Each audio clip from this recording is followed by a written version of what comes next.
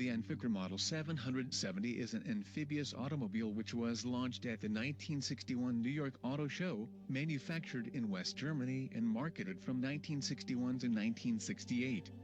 Production stopped in 1965. Designed by Hans Trippel, the amphibious vehicle was manufactured by the Quandt Group at Lübeck and at Berlin-Borsigwalde, with a total of 3,878 manufactured in a single generation.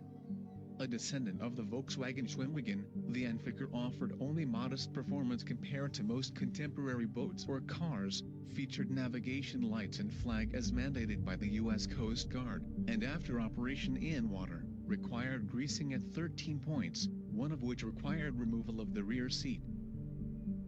The Amphicar's engine was mounted at the rear of the craft, driving the rear wheels through a 4-speed manual transmission.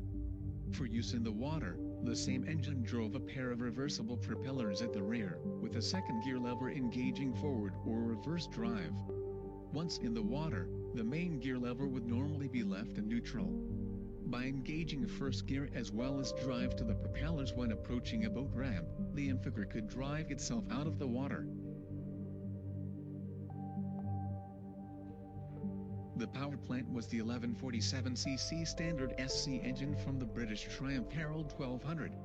Many engines were tried in prototypes, but the Triumph engine was state-of-the-art in 1961 and it had the necessary combination of performance, weight, cool running, and reliability. Updated versions of this engine remained in production in the Triumph Spitfire until 1980.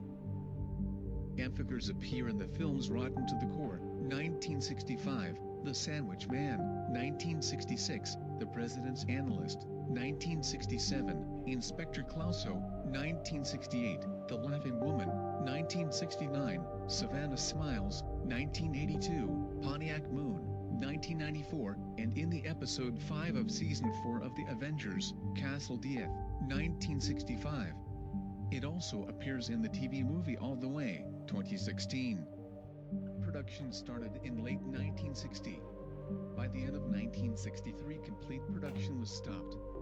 From 1963 to 65, cars were assembled from shells and parts inventory built up in anticipation of sales of 25,000 units, with the last new build units assembled in 1965.